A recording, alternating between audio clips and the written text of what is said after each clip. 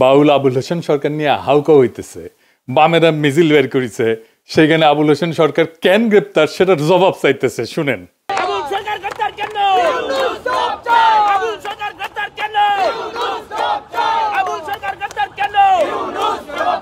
তো কেন গ্রেপ্তার করছে এটা তো পুলিশকে জিজ্ঞেস করলেই হয়, হাসিনার পুলিশ তো না, জবাব দিয়ে দিবে।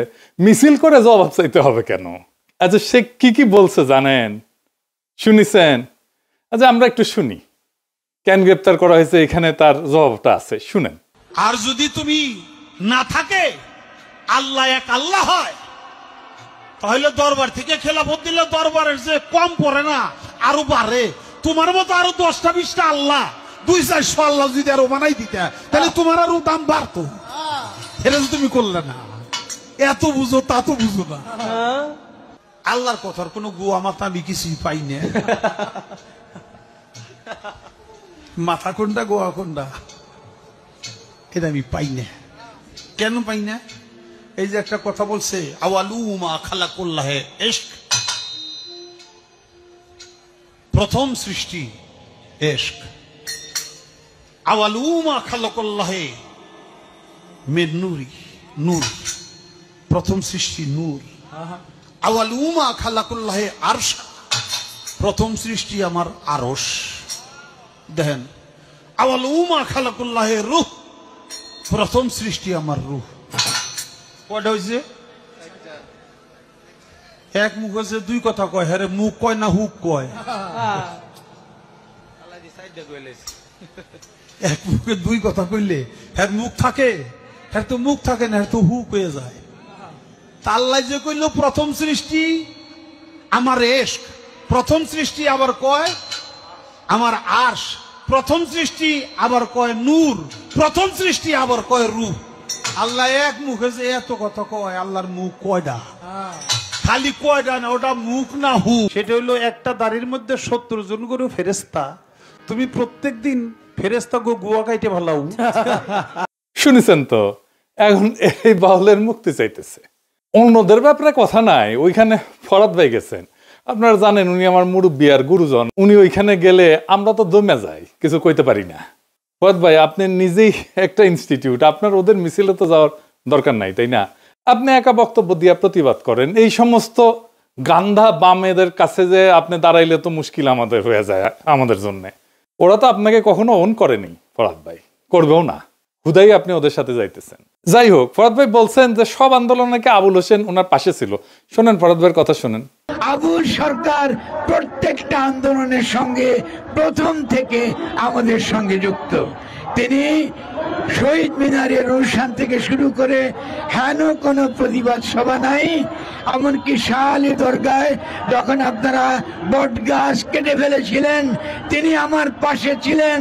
আমরা ফরাদ ভাই আপনার কথা বিশ্বাস করি, কিন্তু আপনার পাশে আপনি ফরাদ ভাই একজন ফ্যাসিবাদের দালালকে, হাসিনা মুজিব পূজারীকে কিভাবে জায়গা দিলেন?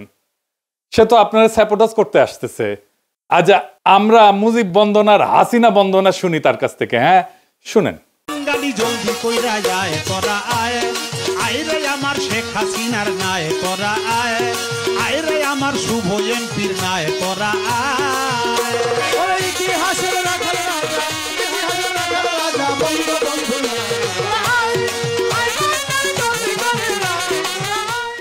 বুঝেছেন তো ফরাদ ভাই, যাকে তাকে আশেপাশে জায়গা দিয়েন না। মাঝে মাঝে আপনি এমন কিছু করেন যে আমরা বিভ্রান্ত হইয়া যাই।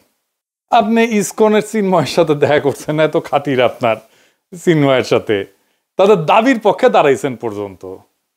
এটা তো আমাদেরকে বিভ্রান্ত করে দেয়। যাই হোক, আমরা তখন বেদনাহত হয়ে শুধু দেখতে থাকি যে ফরাদ ভাই এটা কি করতেছে। আপনি মানিকগঞ্জে বাউল সম্মেলনে যাবেন বলছেন, ভালো কথা।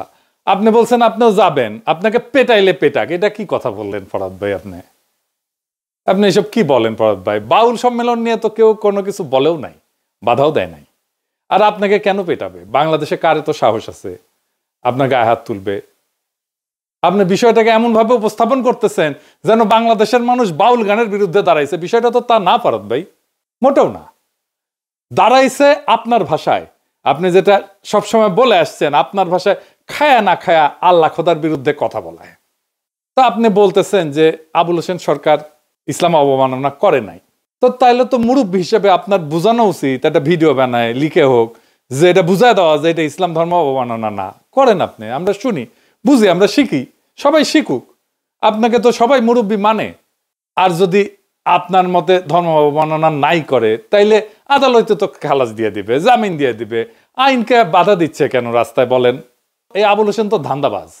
মুজিবের বন্দনা করিছে, হাসিনার বন্দনা করিছে, এখন বিএনপির হয়ে ভোট চাচ্ছে। বিএনপির মিটিং এ কিন্তু এগুলা কথা কইছে। ওইখানে দেখেন, সামনে হইল জাতীয় নির্বাচন। আমার আফরোজা খান রিতাফা নমিনেশন পাইছে না ধানের শীষে, সামনে ধানের শীষ প্রতীকে আফরোজা খান রিতাফার জন্য আমি আপনাদের কাছে দোয়া চাই, ভোট ভিক্ষা চাই। দেখেছেন? এবার এডিটর সাহেব এনা শুনে দেন মুজিব বন্দনা, মানে সব আওয়ামী লীগ এখন বিএনপি হয়ে গেছে। গালি জলদি কইরা যায় তোরা আয়, আয় রে আমার শেখ হাসিনার নাই তোরা আয়, আয় রে আমার শুভ এমপির নাই তোরা আয়। ওরে ইতিহাসের রাখাল রাজা, ইতিহাসের রাখাল রাজা বঙ্গবন্ধু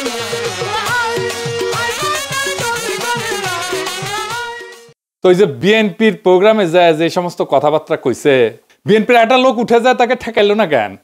বিএনপি তো ওয়াজে যে কার বিরুদ্ধে, বিএনপির বিরুদ্ধে কথা বললে তো একেবারে ওখানে আলেমদের সাথে ঝগড়াঝাটি গালাগালি এই সমস্ত করে। তো দেখবেন দু একটা দেখবেন যে বিএনপি যে কি করে ওয়াজের ইয়েতে উঠে, মঞ্চে উঠে আলেমদের সাথে কি করে দেখবেন। তো ওইখানে যে তারা কেন ঠেকায় না দেখেন।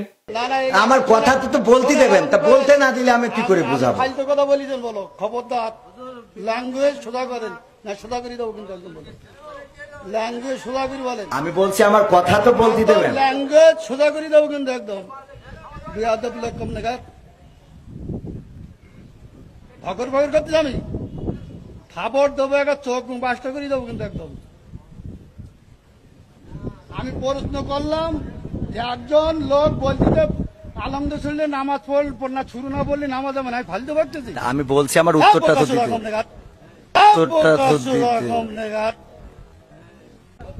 একদম বাস্ত করে দেবো চোখ একদম। তো আবুল হোসেন বলতেছে মাজার ভাঙার বিরুদ্ধে বলতেছে, তাই না? শুনান তো একটু আরেকবার। এমনি তো 200-র উপরে মাজার ভেঙে ফেলাইছে, আপনারা জানেন তো। 200-র উপরে বাংলাদেশে মাজার ভেঙে ফেলাইছে। এখন একটু বন্ধ হয়েছে। কেন বন্ধ হয়েছে? সামনে যে নির্বাচন, একটু গ্যাপ দেই, নাহলে এখনো যদি মাজার ভাঙতে থাকে তাহলে কিন্তু আর ভোট পাবো না। এই জন্য তারা এখন একটু অব্য দিছে, একটু জিরাইতেছে। নির্বাচন হয়ে গেলে যদি তারা ক্ষমতা যায়, আবার আমাকে বাড়িঘর শুদ্ধ ভাঙ্গা করবো, খালি মাজার না। তো বাংলাদেশে মাজার নিয়ে ঘৃণা উৎপাদন করছে কে? সেকুলারেরা। মাজার ঘৃণার সবচেয়ে বড় কালচারাল এসেট হচ্ছে সৈয়দ ও আলিউল্লাহ লাল সালু।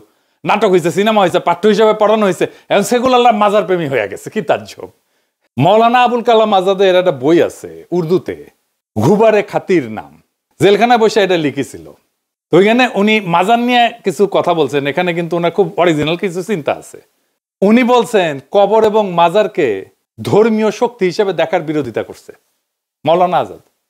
উনি বলেন যে ইসলামের মৌলিক বার্তা ছিল তাওহীদ এবং বুদ্ধিবৃত্তি, কিন্তু পরে কিছু মুসলিম সমাজে মৃত ব্যক্তির কবরকে এটার মধ্যস্থতা, বরকত সংগ্রহের স্থান, অলৌকিক শক্তির উৎস বলে গ্রহণ করছে, যা মূলত মূর্তি পূজার আর এক রূপ। তিনি মৌলানা আজাদ এইটাকে ইসলামের বিরুদ্ধে সবচেয়ে বড় বিচ্যুতি হিসেবে দেখছেন। উনি লিখে গেছেন উনি সুফিবাদকে সম্মান করতেন, কিন্তু তার একটা অভিযোগও ছিল। অভিযোগ হচ্ছে সুফিবাদকে মাজার কেন্দ্রিক যাজকতন্ত্রে পরিণত করা হয়েছে। তিনি লিখছেন যে অনেক দরগায় অন্ধভক্তি, করুণার জায়গায় ভয়, যুক্তির বদলে অলৌকিক গল্প, অর্থনৈতিক শোষণ এই সমস্ত প্রতিষ্ঠা পাইছে।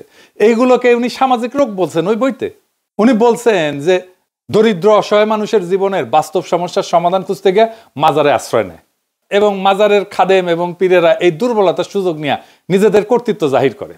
উনি বলছেন যে এই ব্যবস্থা মানুষের আত্মমর্যাদা নষ্ট করে, পরনির্ভরতা বাড়ায়, সামাজিক উন্নয়ন থামায় দেয়। তিনি খুব কষ্ট পেয়ে লিখছেন এখানে মুসলিম সমাজ যখন কোরআনের জ্ঞান, বুদ্ধি, বিজ্ঞান, দর্শন এসব থেকে দূরে সরে যায়, তখন মাজার কেন্দ্রিক আধ্যাত্মিকতা সমাজের নেতৃত্ব নেয়। উনি একটা টার্ম ইউজ করছিলেন, জ্ঞানহীনতার রাজত্ব, এই মাজার পূজারে উপহাস করছেন। তিনি আরো বলছেন যে অনেক মাজার দরগা এক ধরনের অর্থনৈতিক কেন্দ্র, ক্ষমতার স্থান, স্থানীয় রাজনীতি নিয়ন্ত্রণের যন্ত্র হয়ে পড়ছিল। তিনি মনে করেন যে ইসলামের সত্যিকারের উদ্দেশ্যকে এটা বিকৃত করে দিচ্ছে। একটা খুব চমৎকার কোটেশন আছে এখানে, মানে আমি বাংলা করে বলতেছি, মানুষ অলৌকিকতার পেছনে ছোটে কারণ সে জ্ঞানের আলোয় চোখ খুলতে ভয় পায়। আর সেকুলারদের কাছে মাজার এত গুরুত্বপূর্ণ হয়ে গেল কেন হইলো জানেন? এটার একটা পলিটিক্যাল কারণ আছে, ভূ রাজনৈতিক কারণ আছে। আসেন সেটা একটু দেখি। মাজার হইল Indian soft power, Indian cultural icon, তাই সেকুলাররা এটা রক্ষা করতে চায় যে কোনো ভাবে। বামেরা ঠিক এই কারণেই বাংলাদেশের ইসলামকে পীর আউলিয়ার ইসলাম হিসেবে দেখতে চায়। আপনি দেখবেন মুম্বাইয়ের সিনেমাগুলোতে মুসলমান চরিত্র মানে সে মাজারে যায়, দোয়া পড়ে, সুতা বান্ধে, কাওয়ালি গায়। কেন এইটার পিছনের রাজনীতিটা কি? এই যে মুসলমান মানেই মাজারে যাওয়া স্টেরিওটাইপটা হঠাৎ করে সৃষ্টি হয়নি। এটা একটা ঐতিহাসিক, রাজনৈতিক এবং সাংস্কৃতিক নির্মাণ, যার সূত্র 3টা পর্বে। 1940 থেকে 1950-এর দশক, যেখানে সেকুলার ইন্ডিয়া প্রজেক্টকে তারা বাস্তবায়ন করতেছিল। ভারত রাষ্ট্র নিজেকে সেকুলার দেখাতে চাইছিল। তো হিন্দু মুসলমান ঐক্য দেখানোর সবচেয়ে সহজ ভিজুয়াল প্রতীক কি? মাজার, যেখানে ধর্মীয় মিশ্রণ, সঙ্গীত, লোকবিশ্বাস এগুলোকে রাষ্ট্রীয় ঐক্যের সাংস্কৃতিক আইকন করা যায়। ওই সময় যে সমস্ত মুসলমান চরিত্র সিনেমায় আসতো সেগুলো ছিল সুফির মতো, দরগার খাদেম, কাওয়ালি গায়, দোয়া করে, শান্তি আর প্রেম শেখায়। এইটাই ছিল রাষ্ট্রীয় ন্যারেটিভ। মুসলমান সম্প্রদায় একটা মিস্টিক্যাল, স্পিরিচুয়াল এবং নন পলিটিক্যাল। 1938-এ একটা সিনেমা হয়েছিল ধাত্রীমাতা, দরগা এবং এই মিলনের ভাব নিয়ে। 43 সালে নাজমা বলে আর একটা বিখ্যাত সিনেমা ছিল মুসলিম সমাজের সাংস্কৃতিক আধ্যাত্মিকতা নিয়ে। এখানে মুসলমান মানে কবি, সুফি, অলৌকিক প্রবণ।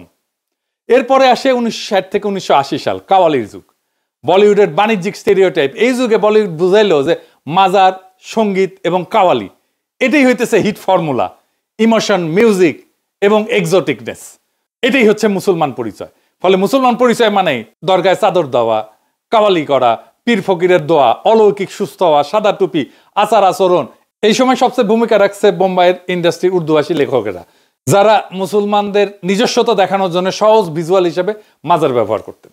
মাজার কেন্দ্রিক গান এবং সিন, বারসাত কি আকরাত, আমার আকবর অ্যান্টনি 1977 সালে, দরগায় অলৌকিক সুস্থ হওয়া, সুফি গান একটা নতুন ধরনের কালচারাল জানরা তৈরি করলো। এই সময় মুসলমান চরিত্রকে মিস্টিক, অলৌকিক, আবেগী করে ফেলা হইল। এইটা ভারতীয় জাতি নির্মাণের ন্যারেটিভের সাথে মানানসই। মুসলিমরা নন থ্রেটনিং স্পিরিচুয়াল মাইনরিটি। এরপরে আসলো 1990 থেকে 2000 সাল, মিডিয়া এবং পলিটিক্যাল মোমেন্ট। মুসলমান মানে দরগা প্রেম, দোয়া।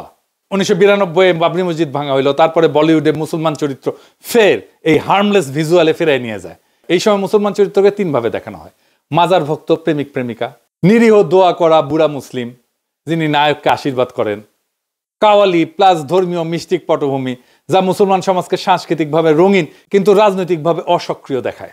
যেমন ধরেন ফিজা, রিফিউজি, সাওয়ারিয়া। এইখানে যে মুসলিম ভিজুয়াল পুরোপুরি মাজার থিমড। এমনকি যোধা আকবরেও দেখবেন মাজারের দোয়া গ্রহণে, মাজারের দোয়া নেওয়ার দৃশ্য। কেন মুসলমান মানেই মাজার ইন্ডিয়ান কালচারে? কারণ ভারতীয় মূলধারা ইসলামকে সুফি, লোক ধর্মীয় করে প্রদর্শন করতে চায়, পলিটিক্যাল ইসলামকে না। মাজার ছিল নিরাপদ, অবিতর্কিত মুসলিম ইমেজ। রাজনীতির দিক থেকে এটা ছিল মুসলমানদেরকে একটা ডিপলিটিসাইজ, মিস্টিক্যাল কমিউনিটি হিসেবে উপস্থাপনের প্রকল্প। আর বলিউডের কাছে ছিল ভিজুয়াল শর্টহ্যান্ড। এটাই মুসলিম চরিত্রের সাংস্কৃতিক মার্কার। তার মানে মাজার কেন্দ্রিক যে মুসলিম ইমেজ আসলে একটা নিয়ন্ত্রিত উপস্থাপন। এটা মুসলিম সমাজের বাস্তব বৈচিত্র্য মুছে দিয়া তার সফট, মিউজিক লাভিং, স্পিরিচুয়াল, নন থ্রেটেনিং মাইনরিটি হিসেবে উপস্থাপন করে।